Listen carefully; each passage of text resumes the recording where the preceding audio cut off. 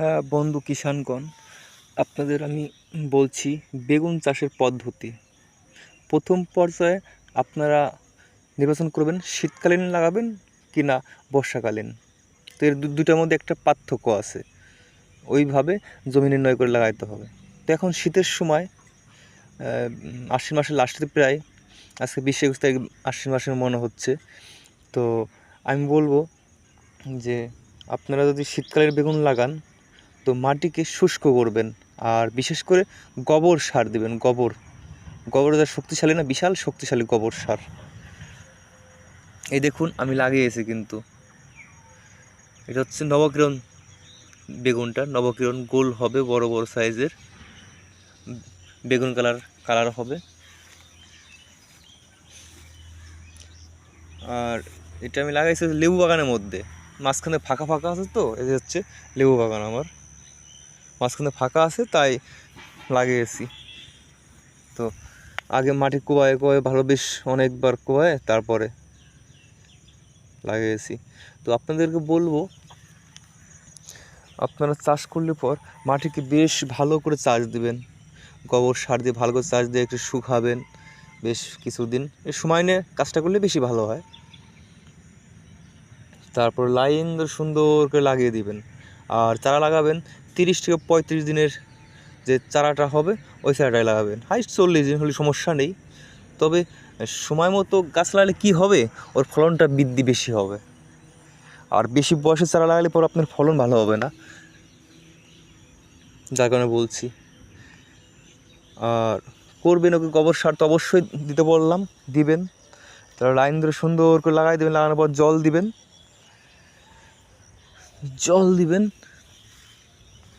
জল দেওয়ার পরে ব্যস্ত হয়ে থাকবে। যখন নাকি দেখবেন আপনার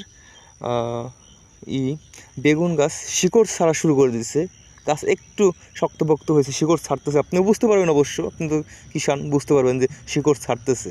তখন আপনি কি করবেন, তখন আপনি দিবেন হচ্ছে ওই হিউমিক প্লাস হচ্ছে টার্কুডামাটা মিলে ইসির মাধ্যমে দিবেন, ডাইরেক্টলি স্প্রের মাধ্যমে দিতে পারবেন, ডাইরেক্ট গাছের গোড়ায়। ড্রিংসিং যাকে বলা হয়, ড্রিংসিংয়ের মাধ্যমে দিতে পারবেন। দিলে কী হবে বলুন তো, হিউমিক আপনাকে কাজ করবে হচ্ছে শিকড় বেকড় মানে ছড়াবে, শিকড় বেকড় বৃদ্ধি করে। আর টার্কুডামা কী করবে, আপনাকে নেমাটোড থেকে রক্ষা করবে। গুটি গুটি হয় না, শিকড়গুলি বৃদ্ধি পায় না, গাছ মরে যায় ওই জন্য। তো 20 লিটার জলে 100 ml করে দিবেন, 100 গ্রাম করে টার্কুডামা। আর হচ্ছে ট্যাঙ্কিতে আপনার 25-30 গ্রাম হিউমিক গুলায় গাছের গোড়ে ড্রিংসিং করে দেবেন। দেখবেন গাছ কীভাবে দূরত্ব বৃদ্ধি পাবে আর নেমাটোডের হওয়ার চান্স থাকবে না। ঠিক আছে। আর এই দেখুন বন্ধুগণ, আমার বেগুনের নার্সারি এখানটা করেছিলাম। তো আমি ঘাস পরিষ্কার করিনি, অবশ্য বৃষ্টি ছিল তো খুব, ঘাস পরিষ্কার করিনি। আর এইভাবে রয়েছে, এবার ঠিক আছে। অবশ্য গাছ আমি এখান থেকেই নাচছিলাম, আমার বেগুনের আজ 35-40 দিন বয়স, কিন্তু গাছের একদম পারফেক্ট সময়। তো আমি বেগুনের চারা লাগাই দিছি, অবশ্য নবকিরণ জাত, খুব ভালো জাত এটা। তো আপনারা দেখুন। আর বেগুন গাছ একদম সাইজ বড়ও না ছোটও না, এমন কন্ডিশনও আছে। তো আপনারা লাগালে এইভাবে লাগাইতে পারেন। তো বন্ধুগণ, আপনারা বেগুন চাষ করুন। বেগুন চাষে খরচা বেশি, কিন্তু ইনকামও বেশি। আমি একটা বেগুন চাষ করেছি রোডের ওই পাশে, ওখানটা আমি এখন বর্তমান সাদা বেগুন আছে না, অক্সিতা বা ওই 422 নাম্বার যে বেগুনটা, আমি 422টা লাগাইছি, 70 টাকা কেজি পাইকারি বিক্রি করতেছি বর্তমানে। আর এটা লাগালাম শখ করে বেগুন ওই লেবু বাগানের মধ্যে। এই দেখুন লাইন ধরে লাগাইছি, কিন্তু লেবু বাগান আমার, তার মধ্যে ফাঁকা জায়গা আছে, লাগিয়ে দিয়েছি। অবশ্য রোদ পাই খুব ভালো, যার কারণে লাগিয়েছি। এই দেখুন ফুলের গাছও আছে, রজনীগন্ধা ফুল। শখের চাষবাস তো বেশ ভালো। বেগুন চাষ করলে বেগুনের পোকা দমন বিশেষ করে মানুষের মাথা নষ্ট হয়ে যায়, যে বেগুনের ফল ছিদ্রকারী, ডুকা ছিদ্রকারী, আর বিশেষ করে হচ্ছে নেমাটোড, আর হচ্ছে শুকিয়ে ঝিমিয়ে পড়ে যাওয়া, সব এই ট্রিটমেন্টগুলো সঠিকভাবে জানলে পর চাষবাস করতে খুবই সহজ।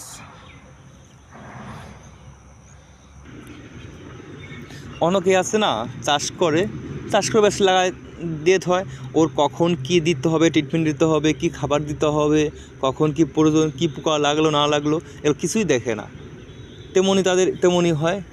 আর যারা নাকি সতর্ক কিষাণ, তারা তো জানেই কীভাবে কী করতে হবে, কখন কী দিতে হবে। তো আপনারা বলবো আপনারা সহজেই চাষ করতে পারবেন। সব থেকে মেন হচ্ছে টেকনিক, কখন কী করতে হবে, কী সিস্টেমে করলে পর আমার খরচা কম হবে, এগুলো বুঝতে হবে। তো আপনারা চাষবাস করুন।